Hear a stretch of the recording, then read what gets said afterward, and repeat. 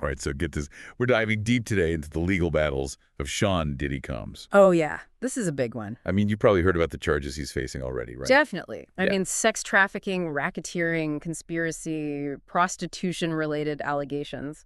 It's a lot. It's serious stuff. And what's really got everyone talking is how he's allegedly been trying to influence things. From jail? From behind bars, Yeah. exactly. Like, how is that even possible? It's really a fascinating look at how someone used to having control might react when that control is taken away, you know? And it really raises some questions about the lengths people will go to protect their image and their reputation, especially when they're facing such serious charges. Totally. So let's break down what we know so far. Prosecutors are saying that Diddy's been resourceful. Yeah, I guess you could say that from jail. They say he's been using other inmates' phone accounts. Uh-huh. And even paying them to get around those monitoring systems. Yes. And it's not just phone calls either.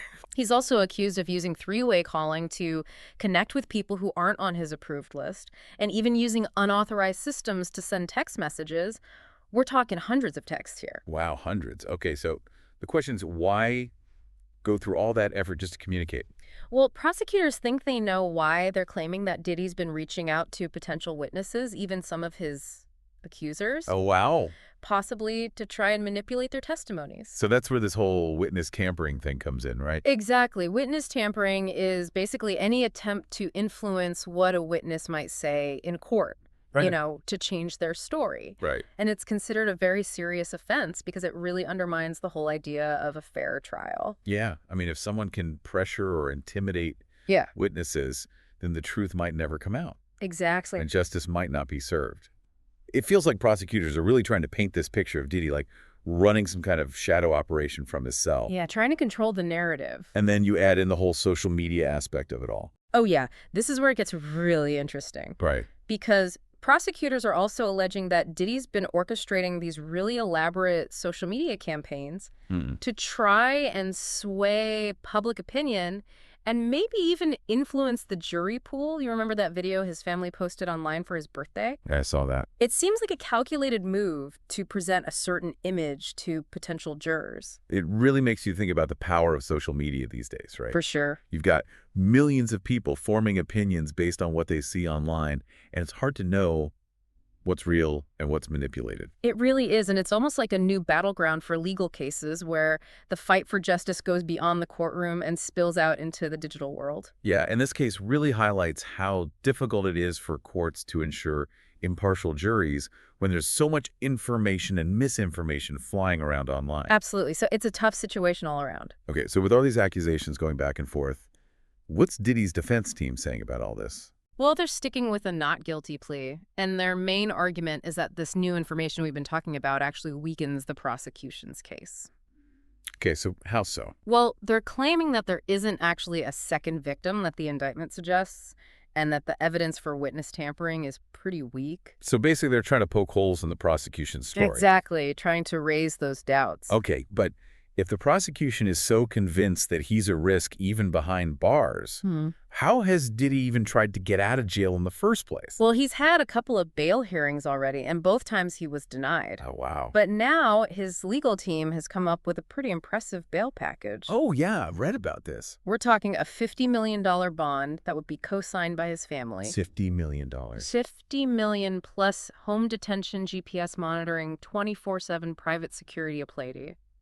I mean, they are pulling out all the stops here. Wow. Yeah, that's a lot. I mean, it makes you wonder, what are the prosecutors so concerned about with this whole proposal? I mean, why are they so against him being released?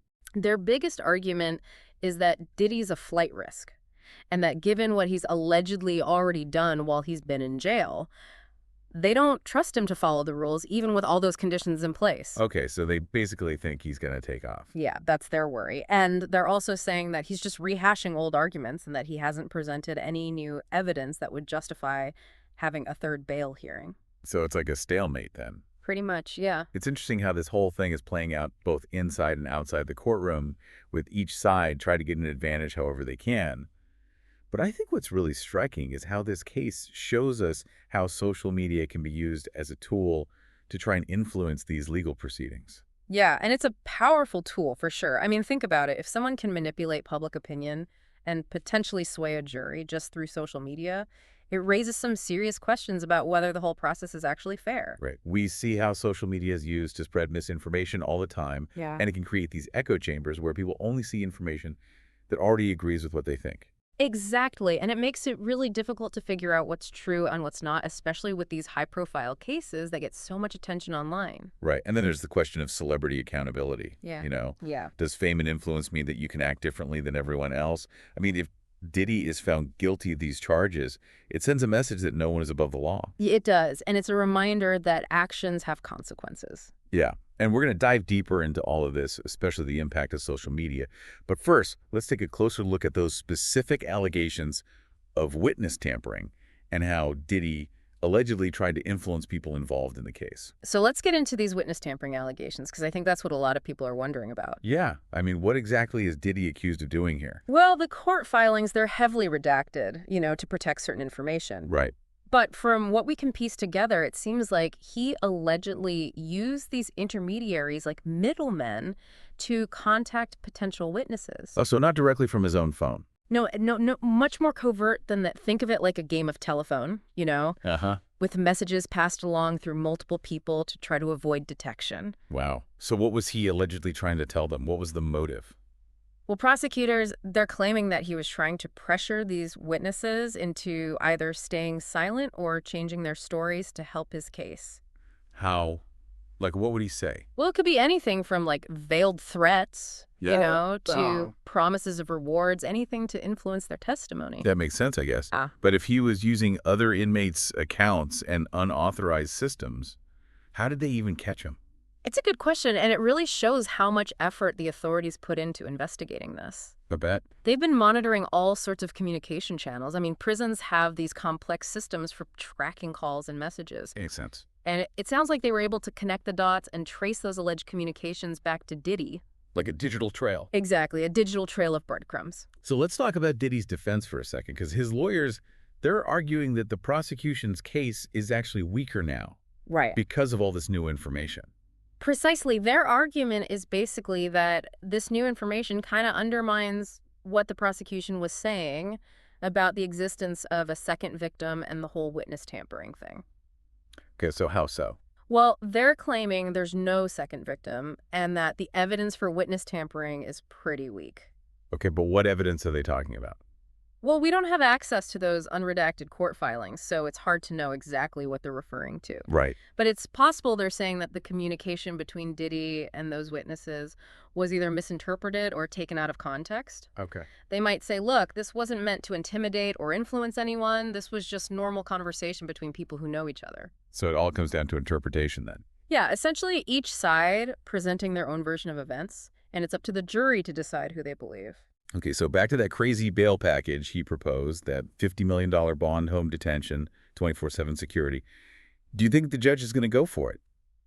Honestly, it's tough to say. On one hand, it seems like they're addressing the concerns about him being a flight risk head on. Right. But on the other hand, you've got the prosecution who is totally against letting him out. They're arguing that he's already shown he's willing to break the rules even when he's locked up. Yeah. So it's a big gamble for both sides. It is. Diddy's team is banking on that $50 million being enough to convince the judge, and the prosecution is hoping that their arguments about him being dangerous will be enough to keep him behind bars. Exactly. And then you have to factor in public opinion. This case is everywhere. Oh, yeah, it's all over the news. People are watching the judge's every move, so there's a lot of pressure to make a decision that seems fair and follows the law. Right. It's really interesting how this case brings together celebrity law and public perception all in one. It really is. And we're seeing how that court of public opinion, fueled by social media, can have a huge impact, even if it's not official. Totally. It reminds us that justice is a human process full of complexities. And, it makes you wonder, how do we even ensure a fair trial when information and misinformation are spreading so quickly online?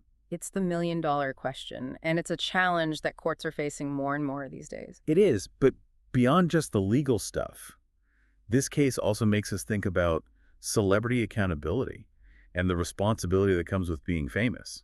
Absolutely. I mean, if what they're saying about Diddy is true, it suggests this idea that wealth and influence can shield you from consequences that other people would Like face. he's above the law. Yeah, and it Yeah. makes you think, will this case spark a bigger conversation about using social media to influence public opinion when there's a legal battle going on? I mean, it raises a lot of questions for sure. Like, how much influence should someone have over their public image when they're involved in something like this?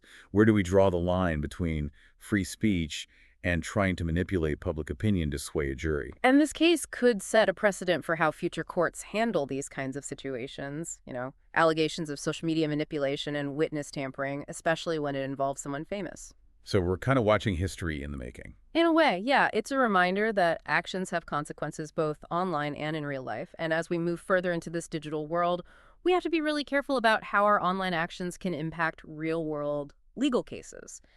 This case is far from over day. There are definitely going to be more twists and turns, I think, but these questions it's raising about social media's influence on justice, about celebrity accountability, and about the fairness of our legal system, those are questions that we're going to be talking about for a long time, even after the verdict comes out. It's definitely a lot to unpack, and we've uncovered some really interesting insights today, but I think we need to step back and look at the bigger picture. What does all of this mean for the future of the entertainment industry? What kind of lasting impact could this case have on how we view celebrity influence? Yeah, it feels like we're just scratching the surface here. I mean, the legal battle is one thing, but the impact this could have on the entertainment industry and on how we see celebrity influence is huge. Absolutely. This could be a real turning point. Yeah. It could make studios and production companies think twice about who they're working with. Right. And it might even lead to stricter guidelines for how celebrities use social media, especially during legal cases. You think so? Like what kind of guidelines? I'm talking contracts with clauses about social media conduct, maybe even gag orders about what they can post online. Wow, that would really change things. It could totally reshape how celebrities do PR and handle crises. And this isn't just about Hollywood either, right? No, not at all. This could have ripple effects across any field where you have public figures trying to use their influence to their advantage, especially when they're facing legal trouble. Right. It's like a wake-up call for everyone. Yeah, and it all comes back to that big question. How do we make sure juries are impartial in a world where social media can be used to sway public opinion so easily? Yeah. How do we do that? It's a tough one. It really is, because we've seen how social media can be used to spread misinformation and create these echo chambers where people only see what they already agree with. Exactly. And the algorithms those platforms use, they're designed to keep us hooked. Yeah. They show us things that get us riled up, and that makes it even harder to separate fact from fiction, especially when it comes to these high-profile cases that everyone's talking about. Absolutely. It's a recipe for confusion.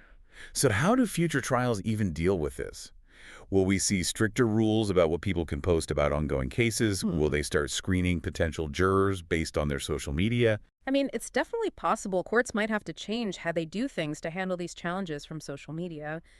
We might even see new legal precedents being set about online speech and how it can affect trials. So basically, the justice system is entering uncharted territory. Pretty much, yeah. And beyond the legal side of it all, this case really makes us think about fame and power and how those things can sometimes be used in the wrong way. For sure, when someone becomes a celebrity, they gain a level of influence that can be hard to fight against. And this case really highlights how that influence can be used to twist the truth and maybe even obstruct justice. It's a good reminder that just because you're famous doesn't mean you're above the law. Exactly. And it shows that protecting the idea of justice takes constant work. We have to be willing to adapt, especially as technology and social media keep changing the world around us. It really emphasizes how important it is to be critical of the information we see, especially online.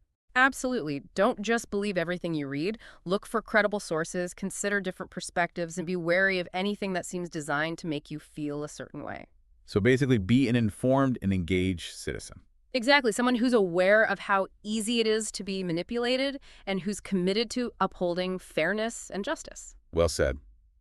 Well, that wraps up our deep dive into Sean Diddy Combs and his legal battles. It's definitely a complicated case with a lot of layers and some big questions that we're still trying to figure out. It really makes us think about some of the biggest issues of our time, the power of social media, the nature of celebrity, and the future of justice in this digital world we live in. We covered a lot of ground today. from the specifics of the allegations against Diddy to the bigger picture stuff about fairness and accountability. And remember, this is just one piece of a much larger puzzle. We need to be aware of how technology and social media are shaping the world, and we need to be active in creating the kind of future we want to see. I think that's a great takeaway for everyone. So thanks for joining us on this deep dive. We'll be back soon with another episode that's sure to get you thinking.